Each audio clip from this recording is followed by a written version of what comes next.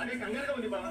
Ticket morning లోపల ఎవరికైనా తెలిస్తే ఏం ప్రమాదం ముంచుకొస్తుందోనని భయంతో కంగారు పడి నిద్ర పట్టి నీ సలహా పట్ల అడిగిపోయాను బావా.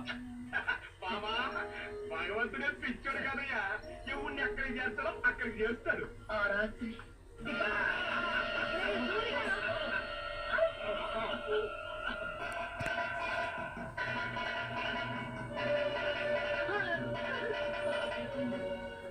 నా కూతురు బిడ్డను నిర్దాక్షిణ్యంగా వెతికి వదిలేయాల్సి వచ్చింది. ఆ లాటరీ టికెట్ మార్చుకుని మీ నాన్న లక్షాధికారి అయ్యాడు. ఇదిగో బాబు. ఇది ఉంటున్నా ఎందుకు బాబు? మళ్ళీ నా చేతికి దెబ్బతిన తర్వాత విడిపించి తీసుకెళ్తాను. తాకట్ట? అదేమిటి బాబు? లేదమ్మా, నా తృప్తి కోసం వస్తాను. మంచిది బాబు.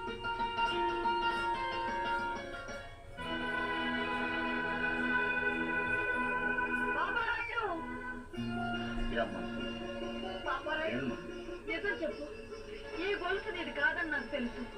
ఇది ఎక్కడ దొరికింది, ఎలా దొరికింది? బ్రతకడానికి డబ్బిచ్చాడు కనుక నిజం చెప్తున్నాను.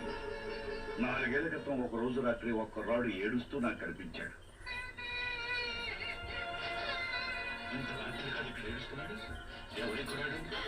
నా కూతురు బిడ్డలా ఇంటికి తీసుకొచ్చామా నీ అల్లుడిని చంపి మోసాలు కేసిన తాను కూడా ఈ చెత్త జాగ్రత్త.